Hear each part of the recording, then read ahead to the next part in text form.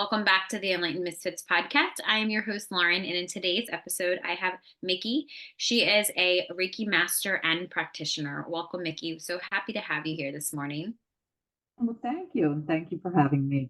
It's an honor. Thank you. You're welcome.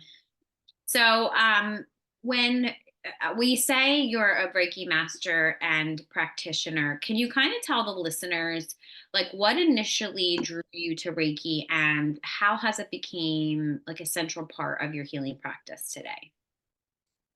Well, I've always been on healing teams. I started a long time ago, back in the 80s. My church was actually having healing masses, and I became, someone turned around and looked at me. I was there for healing, and they turned around and looked at me and said, "You're a healer." And I was like, "I am," So that's what got me started. It was a long time ago. And then I had never heard of the word Reiki, honestly, but my oldest daughter is a Reiki practitioner, and she said, "Mom, you need to take these classes." So I went to the same sensei she did, and I came through like all of the lessons, and here I am. Started my own practice about 5 years ago, and it's been a beautiful experience. It really has. Yeah, I love that. Now, can you tell? I really wish I could see you. People that will like normally watch this, if they're watching this, um, uh, the video is not working, but it's okay. At least we can do the audio part of it. But maybe magically, you'll just pop up on my screen. So that's what I'm hoping for still. um, So I so I am too. I'm trying to. I'm doing this as we talk to try to launch the darn thing, but no, it's okay. No, give it's it totally fine. Yeah, no, it's okay. Some of my actually, now that I'm speaking, talking about that, some of my clients actually, I know what they look like. I know, but sometimes with their confidence level or like when we start working, they don't like to be on camera with me, which is fine. I can still feel their energy. I can still do whatever I need, to do. And I'm okay with looking at myself too, but it's like sometimes I like to look at somebody else. Yeah. Okay. So for the listeners that are listening, what if the word Reiki, I feel like now it's more society accepted. Like when people hear Reiki, they know what that is versus quantum healing or shamanic journey or, beta, or like quantum this, 5D, 60, all that. It's more widely accepted, I feel like, for Reiki. So can you kind of explain in what's the words, like the most simplest way what Reiki really is? Well, Reiki, it's a natural therapy that like gently helps balance and enhance the energy. We're all made up of energy, right? We're all made up, and the energy comes from the universe. I'm just a conduit for that energy, and we it's the name Reiki is derived from two Japanese words, Rei meaning uh, universal, and Ki meaning life force. So Reiki flows through the practitioner from an unlimited source of universal energy, and then it's channeled to it's very smart, so it knows where it's got to go. It's channeled to the depleted or unbalanced energy centers that are located throughout your body. Um, if it's practiced regularly, it can promote good health and a sense of well-being. So it's a complementary therapy that can be combined. Of course, it's never to replace any kind of medical treatment, but it can be used in conjunction with any medical care. It's meant to enhance our ability to self-heal. We all have that capability. We just need to tap into it. So I kind of help you do that. Yeah. I was going to say, I like that what you said was, it should not replace Western medicine, but it could be like if you're under care of a doctor, especially like a doctor that's holistic. So taking the Western medicine approach with Reiki can really truly, heal. Like my dad had lung cancer, so of course, he's in remission right now. Of course, I didn't, I did do Reiki on him throughout his whole treatments because I feel like that like enhanced, you know, moving the energy through his body, especially when he was in bed and all that stuff. I feel like, that really helped with his healing process. And, even his doctor was like, wow, at the time, I think he was like 72. His doctor was like, wow, I've never seen somebody recover so quickly. And so my dad didn't put two and two together, but he had just said that to me. I was like, well, did you tell him that you're doing Reiki too? And at the time I was just, I guess that was been 5 years ago. Was that 5 or 6 years ago. So I just learned Reiki. I was like kind of practicing on him, and I realized the more powerful Reiki that I like to do is theta. So, I do a mix of everything, but the like during my own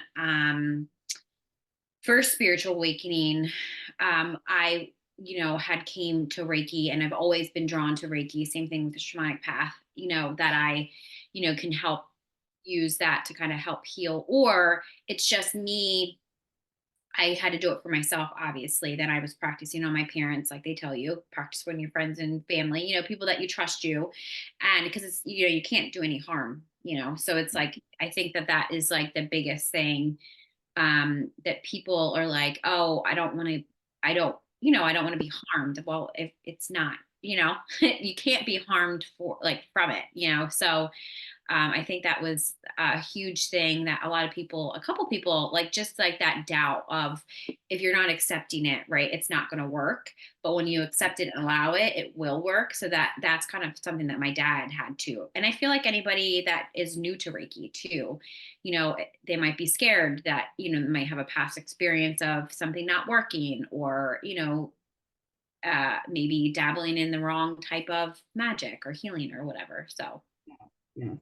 I find that when initially, now this can be done, of course, in person, mhm. but it's no less powerful to do it to distance Reiki. And I've done both. And I've done it on animals too, especially dogs. Mhm. And the most important part for me is to help people get grounded. It's it's so important that if, if you relax, you heal. Yeah. So we try to get them grounded and talk to them about that, and then um, it'll it'll help center a person back to their physical body. I mean, first you want them to be first and foremost present and um, and and centered, because it's a very powerful way um, to heal. The more relaxed you are, so that is one of the things that we work on. The first thing is to get people to relax. I mean, a lot of my clients, sometimes they fall asleep. They're so relaxed, and I love it. Yeah. Snore away as far as I'm concerned. But Reiki, it helps with relaxation. It helps with physical and emotional healing. It helps with pain relief. I have seen it. I've had a client one time that had a frozen shoulder, and I could feel it. I don't know if your sensitivity is like this, but wherever there's Mhm. some kind of a stuck area, I feel heat coming from it. So I focused there, stayed there. And by the end of the session, I said, well, how do you feel? She said, oh, I'm so relaxed. I said, well, how is your arm? She lifted it up and could not believe it, because she's a golfer. So it really impaired that. But the goal is for, of course, the greater good, but it's also, the goal is to try to reduce stress and anxiety. And maybe even fatigue. It just gets customized to the needs of the recipient. And like you said, they have to be open and willing for it to even penetrate and assist them. But none of us know really how powerful we are. I mean, I could relate to everything you were saying about your dad. I had a mother that would call me in the middle of the night full of anxiety, and we would do Reiki on the phone. And it's I just feel so blessed that my daughter opened this up for me, and I have two daughters, and both of them, one of them's a Reiki master as well. We went through the classes together, and it's just a really beautiful thing. We started this other service because she's also my youngest daughter is also a cosmetologist. She's a hairstylist, so she knows how to massage your scalp, and I mean, she just can. Oh, it just feels wonderful. So that's another thing we offer is essential oil scalp massage, and it's Oh, okay. in yes, and it's in conjunction with Reiki. So we do that first, and then we do the Reiki. So I love we're that. I was gonna say I love that. Yeah, and you'll have to make sure that those like those links and stuff that I get them just so they can get them in the description. I can put them in the description box so people can check that out. It's funny okay. that you it's funny that you say, or it's interesting that you say about your daughter being a cosmetologist. That is where I have my hair license too. In high school, that's where I started. And I feel like I have to say a lot, anybody in the service industry, and of course I went into healthcare, like most of us do. um, but before I knew all of this, I knew I had a very deep knowing that I wanted to help people. I just didn't know how I was going to help them when I was in high school. Even when I was a little kid, I was always that person that would, help people like that. I felt like I could just feel their, pain, and I felt it in my body, thinking it was my pain and it wasn't my pain. And then I had my own trauma and, all the things, so all of that. So when I do sessions with people, even if I do like a healing session, when you said you do it on dogs, I've always tried it on my boyfriend's dog. He had like his eye was all messed up, and I could feel like I always say I can telepathically, I feel like I can talk to animals now, especially going through the shamanic journey. Like I have that really deep sense of I know when they're hurt, or I can feel their pain, that type of thing. So I had said to my boyfriends, I said, there's something wrong with his eye. Like I could just feel it. So I was like, I think it's his gut. And then I was like his tooth. And then of course I was like just kind of doing like putting my hand on it with the intention of, sending, energy to his jaw. And all of a sudden I could feel his eye like relax. And I was like, it has to be his tooth, like the nerve in his tooth. So here I'm like, playing doctor, but it's not, it's just like that intention of like, I can feel it. And then I listen to the messages that come through. Like Right. he's trying to tell me that my eye hurts. It was watering, and then it was connected to his gut. So we got him on, a probiotic, and all of a sudden I was like, I healed his eye. I did this because you finally listened to me.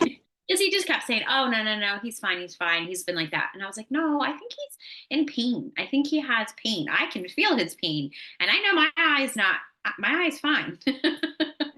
you know so I love that you said that about dogs too, because people that are, drawn to the Reiki path, or just in general drawn to that type of energy healing, I feel like, we could help, especially of us going through the shift of everything in the collective right now.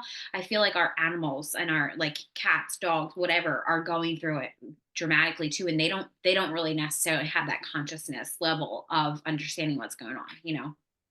No, I agree. I absolutely agree. I have a dog and a cat, and my cat is sweet. She's, rules of the roost, but I make sure that in the same area as I do the dogs, which is like their fore shoulder in the front. I make sure that I hold my hands there with her for as long as she'll let me. They don't stay still too long, and Yeah. I kind of help my dog with anxiety by doing Reiki on her in the same area. But I had a wonderful dog that I did Reiki on. His name was Uncle Dave. He was just adorable. He was huge, but he kept biting at himself. And I said to the owner, he's full of angst for some reason. I'm getting that sense. So she had me come and do Reiki on him. And she said, I have been to every vet you could imagine. He's been on every kind of medication you could imagine, but I don't know what happened here. And I'm thinking, either do I, but it's working because the next time I saw him, he didn't have all these hot spots on his like front legs anymore. So I mean, I don't know if it picked up someplace else. I don't know, but Yeah. it's just amazing how there are so many things that we can't see, but they're there, and they're there for, if we could just remember, I think we would all, either get along or, Yeah. be kinder out there. I think if we just, that's what my big goal is, trying to remember before this, what were my sacred contracts, what Yeah. is that I need to like work on, and trying to help other people come to that realization through Reiki. It is possible in some ways, just being an empath, like you and I are empaths. We feel other people's, that I could go through an intersection and I felt the last accident that was there. And sometimes it makes me jolt and go, "Ooh, ooh, that was a bad one." I don't look for it. It's like, I'm sure you don't either, but it's there, Lauren. It's amazing. It really is interesting, isn't it? Hmm. Yeah. I was gonna say mine is more I see things before they happen. I Ooh. have to always, so like my dad, so like a lot of, so there's a couple things that I would say, like for my dad, like I'll just give, since we talked about my dad, since I talked about my dad's, Uh-huh. so I don't know what it was, when it was. It had to have been before all of this, because my dad, I was going through. It was like right at the beginning of my really, really, really unfortunate toxic marriage, and I had since moved out, sold my house, all the things. So I was kind of going through the motions of custody and divorce, and this has been about 5 years ago now. God, I can't believe it's been that long, but it has been. And it feels like sometimes yesterday. But um, it was probably right around the time that I had my first court hearing, and I just know that my dad, my parents were there to support me, thank God. But watching me, what I had to go through with my daughter, and I had to fight basically. He was Oh, very, he was pretty much like a covert narcissist, still is. I've always seen, it was, he just basically has very, very unhealed toxic childhood that he's just not willing to heal. And I feel like, going through the Chamber of Contracts for the shamanic path and stuff, I've seen my contract with him. I've seen what I, was supposed, my purpose, the reason why he was the purpose in my life, and, my purpose in his life. So it was more like for me, for the Reiki and the shamanic journey, that it was opened my eyes to the awareness of like why I came to Earth, why I'm here, the contracts that I have with people. So it's easier for me to accept the fact of like, okay, so like my suffering was my choice, obviously, in that relationship. And I realized, I was just, people are mirrors of each other, right? So I was just as toxic as he was. I decided to heal, he did not, so it's like it gave me this acceptance, this really deep acceptance of I had to go through that because that's what I chose. And I didn't choose, like, I want to say this because I don't want people to think that they chose to get their trauma, but you chose a certain experience, and your either your karma or your ego wasn't aware enough, or your wounding wasn't aware enough to get out of that situation, versus you have to come into that awareness and then realize, okay, I'm not doing this anymore to myself, because you deciding to stay in that relationship is, that's your choice, right? We all have a choice. So for right. me, it just got down to the point that, I feel like the universe was basically, helping me, like pushing me, like you want to keep us to keep showing you that you keep complaining about this, but you're not doing anything about it. So it's like, I feel like you have to go through those really dark times, I feel like, for you to realize, like to wake up pretty much like, okay, like I don't want to do this anymore, especially with having my daughter, so that was like a little bit of backstory about that. But about my dad, having, he couldn't do anything. Like, he couldn't make me change my mind.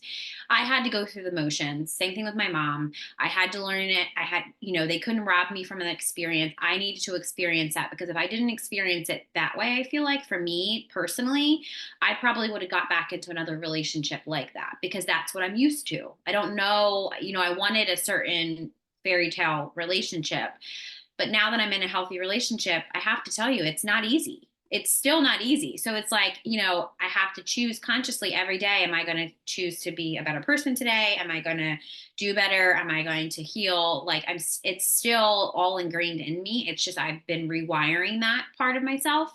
So when I hear people say, I just want this, I want to get out of this and I'm like, girlfriend, it's not easy. Like because it's so easy to Yeah. go back to like the old version you. For me, it's not. I have, I've healed so much that it's not even, there's thoughts that come in, but I let them go because like those thoughts are just those thoughts. And I'm not going to attach a feeling to it because that's when you get yourself in trouble when you start attaching those feelings to that stuff. Right. So, um, for my dad, so he had to watch all of that probably for the last like couple years, actually, even before that, because I was with him for probably, God, 9 years before that. So it was a constant pattern. It was a constant pattern, I think, throughout my whole life. This was probably the most toxic one, though, most mentally, physically, and emotionally abusive, I should say. But go through all of that, I feel like, my dad basically was heartbroken. Like, I feel like, and I'm not going to take the blame of this, but my dad had, his heart had stopped. And it was one night, I put my daughter to bed. I was getting ready to go out with friends, because that was just part of that area of my life that I had to feel like I had to drink my emotions away. So my daughter was home with my parents. So I was going to go to the bar. That's pretty much but right before I walked out of the door, something hit me. Like I felt like something just hit me in my face. And I was like, what was that? And all I heard was, got a download and I heard, you need to stay. And I was like, what? So I continued to like open the front door and I just had this rush of warmness come over me that I felt like I was going to pass out. And all of a sudden, I like walked into the living room with my parents and I was like, are you guys okay? And then all of a sudden, my dad was in the recliner and just slid out of the recliner. And I could just tell that he stopped breathing. So I was like, oh my, so of course I did, I've certified CPR. I did CPR, brought him back and, he went to the hospital. And then at the hospital, that's when they found out he had lung cancer. Fast forward to, because they couldn't figure out why his heart stopped, but then they did all these other tests, right? Like they do. And then they always find something, right? And, it was probably like a week. And then they found that he had lung cancer. So fast forward to a couple weeks before that, my dad had this long lingering cough. And I just told him, just very like random. I was like, Dad, I bet you have lung cancer. And then my dad's like, why would you say that? And I was like, I don't know. It was just something that I said. I probably shouldn't have said it. I probably should have said it in a more, very like, Dad, maybe you should go to the doctors. I have this deep feeling that you have this, and this. But I always feel like I would always say that to my parents, and they would always kind of like brush it off until they like that Western medicine, proof came in because that's just their generation. So that's probably one of the reasons why I just kind of like just said it like that. And my dad was like, why would you say that? And I was like, I don't know. I just feel like you do.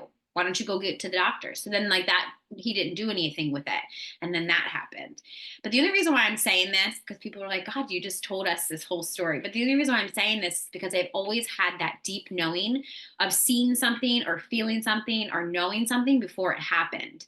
And I feel like if I, didn't kind of like listen to my intuition or listen to those like you need to stop kind of messages, I feel like I wouldn't be where I am today or I wouldn't be who I am today. I feel like so um No. But that's kind of like my little backstory about like how, and my dad, I know we've always had this deep connection, but I now know that I owed him that karma to save his life when, probably in a past life, I forget where it was, but I channeled it to be like I was supposed to be there at that time to save him because it wasn't his time to go. But it could have been if I wasn't there. If I just kind of kept being selfish and continued to open the door and continue to do what I was doing, I can't even say that my mom would even know in that moment what to do. I mean, sure, she probably would have, but I think she would have called 911 first and then tried to get them to save him. And I think that would have been too late at that time.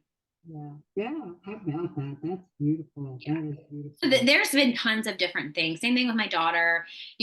Some of my friends, there'd be tons of different things that I would get like a message before it would happen, or I would say to people, I don't know why I need to tell you this, but don't do this. And sometimes Mhm. they would do it, they would see it for themselves if that's what would happen. But if I kind of give a warning, because I don't like to mess up with people's, like, if that's what their destiny, that's what they're supposed to do. But if it's like a warning that I'm allowed to say, more of like, it was just shown to me so I know, or I have an awareness of something, that's different, because I'm not messing up with anybody's destiny or anything like that. No, thank you. Right, I right, right, don't want right. any parts of that. But yeah, so I feel like for me, that's kind of like how um most of my messaging and stuff works. Same thing works when I like channel different stuff when people need like guidance or something like that, or if it's stuff that they're not telling me, or if it's like a session where they need help with anxiety or depression, it kind of works like the same, I'm sure, with the same way that how you do your sessions too. Yes. Technically, that's exactly it. When people come in, the first part of my session is just talking to them, just Mm-hmm. getting a sense of the. A lot of times, I can see aura, and you Mm-hmm. know, I get a sense that they're in a lot of physical pain if I see all this red, like it's full of red. Yeah. Oh, goodness. So I just let them talk and build some kind of a not relationship, but trust, mutual trust. And so that Mm-hmm. they don't think that, this is, well, they probably don't if they're coming to me, but sometimes I get this the distinct feeling that people think it's like kind of like voodoo or something, like I'm a witch. And I wish I was a witch because witches are good.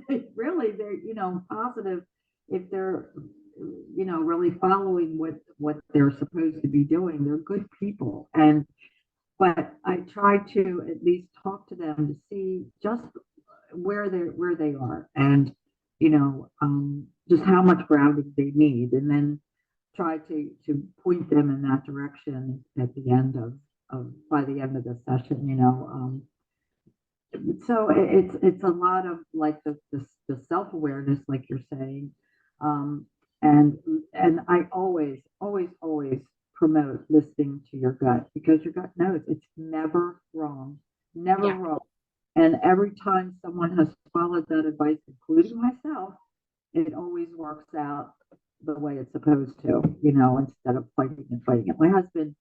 My second husband, I went through a similar situation as you did, except that my marriage was like 18 years Yeah. before and, I had these two girls, and, you just go through all the same stuff. The business side of the relationship is always very difficult when you're trying to sever that contract. So, and when I started to join this healing team, it was in between all of this before I filed for divorce. So it, I needed to, like you say, change my behavior, change my mindset, Mm-hmm. um, realize that I don't have to be this good Catholic girl anymore. I could just be a good person and put myself first, which is like really against my culture. I'm Italian. I mean, you just don't do that. So Right.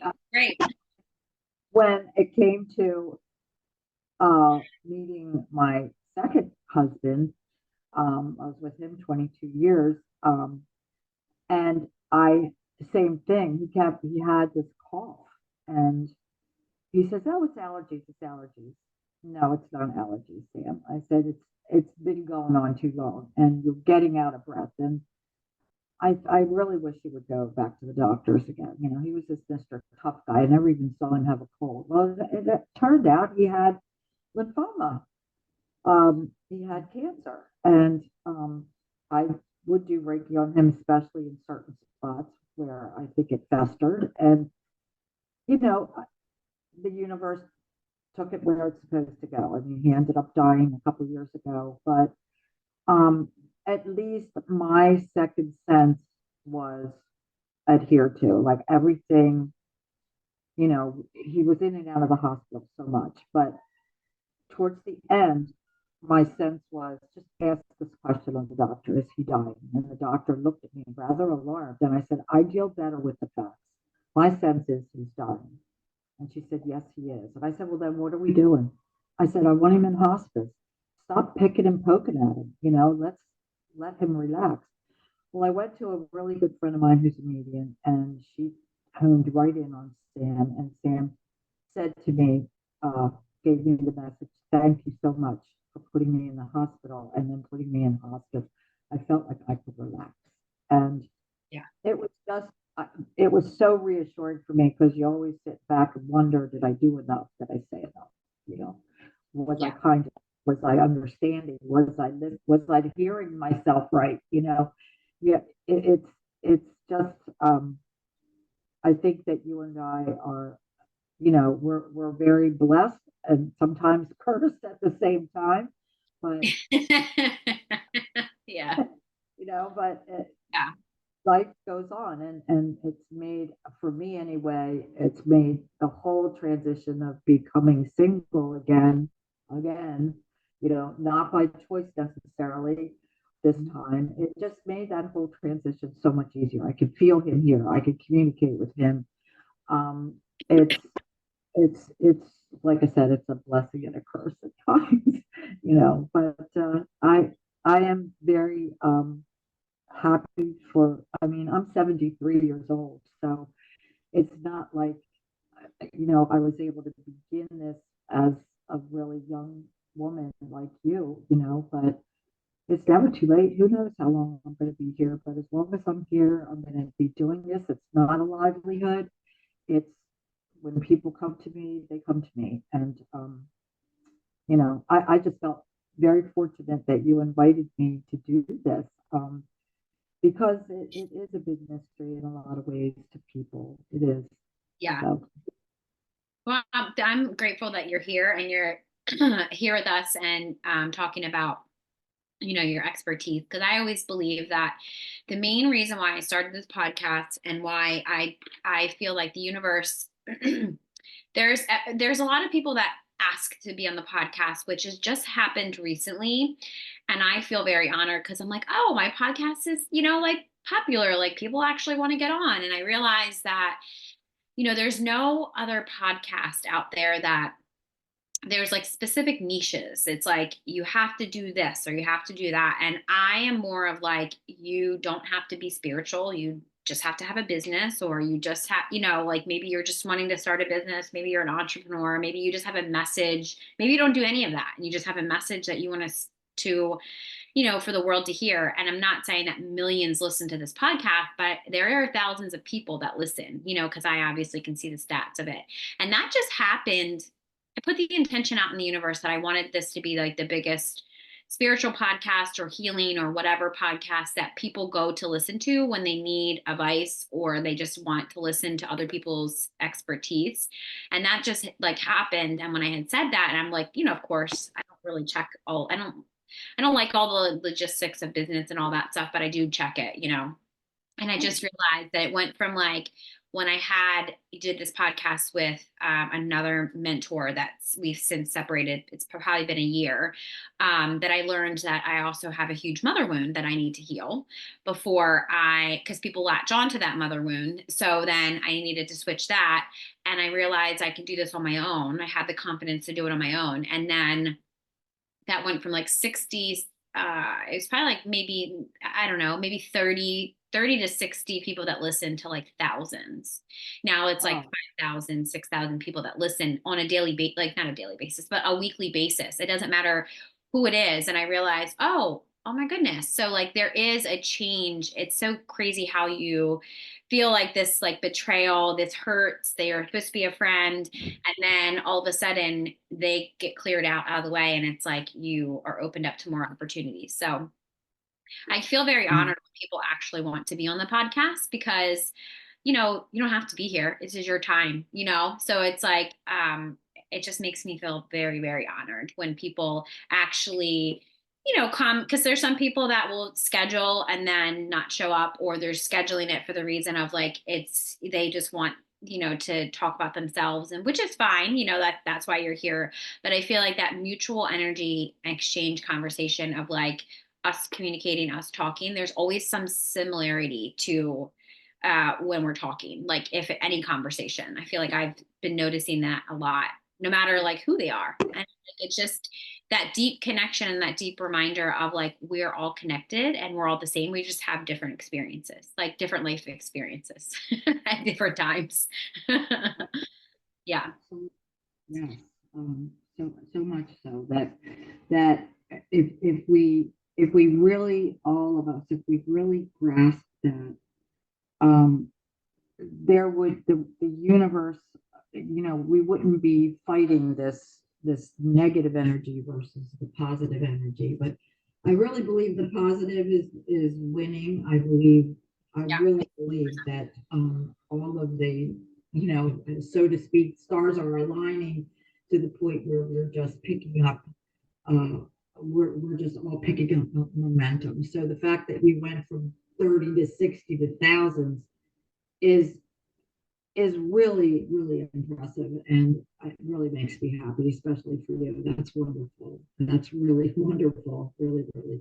I wouldn't even know how to begin to do all of this. I can't even get you to see me. I don't understand. It's So, okay. like, I as don't. as we spoke, because I see you and I could see all that beautiful light around you, I want you to see it too, so that if we ever run into each other, you can say, Micki, hi. But at this point, you can't. Did you get That's the okay. picture? Yeah, I was gonna say yeah, because you're actually you're are you in Delaware too? I am in Delaware. Yeah. Yeah, it's funny. Actually, I keep saying it's funny, but it's not funny. It's interesting because probably the last four episodes that I recorded are all from Delaware. So it's like, oh my gosh, people from Delaware. Usually I'm like interviewing people in a different country that I can't go see. Oh, okay. Are you in Delaware? I No. am in Delaware. Yeah. I'm in Newark, Delaware. Oh my gosh. Because okay. Well, when this is over, I'll tell you how your name just jumped out at me. The Overly name is very well known to me, especially. Yeah. Oh, Interesting. okay. Yeah. But People I, ask me if I'm not gonna, I don't like to put half politics, but people always ask me if I'm related to Charles Oberly, which is the old attorney general, which I am. He's my cousin. So, okay. but it's not like, I'm like, it's not like, most people I'm like, oh, and then sometimes it's funny, I'll say this on the podcast, I don't really care. They're like, oh yeah, he's the one that prosecuted me, obviously. I'm like, oh, okay. Like I don't know, because he's the attorney general. Okay. Maybe you shouldn't have been doing what you were doing. I don't know what to tell you. I, Yeah. yeah. Yeah. So before we wrap up, is there any how can people get a hold of you? I'll make sure also that is in the description box. And if they want to learn about Reiki, if they want to kind of take themselves down that road of the Reiki, I know that you have classes and programs, but how can they get a hold of you? And how can they find you? Okay. To- Well, on my actual website, which is all one word, instruments of peace Reiki at gmail.com. And if they want to kind of see who I am and all of the things that are associated with it, I do have a webpage. It's www.instrumentsofpeacereiki.com. Or they could just call me. 302-766-2300 is my number. And um, all of those things. They can also text me because that is a mobile number. So um, that's it in a nutshell. Very simple. Well, thank you so much for joining us on today's episode with Micki on the Enlightened Misfits podcast. If you enjoyed today's episode, don't forget to subscribe. You can leave a review and share with somebody that you feel like would gain knowledge from listening. Make sure you also check out her links and check her out on social media, all in the description box. So stay tuned for more captivating conversations in the future. I hope you have an amazing rest of your week, and I will see you next time.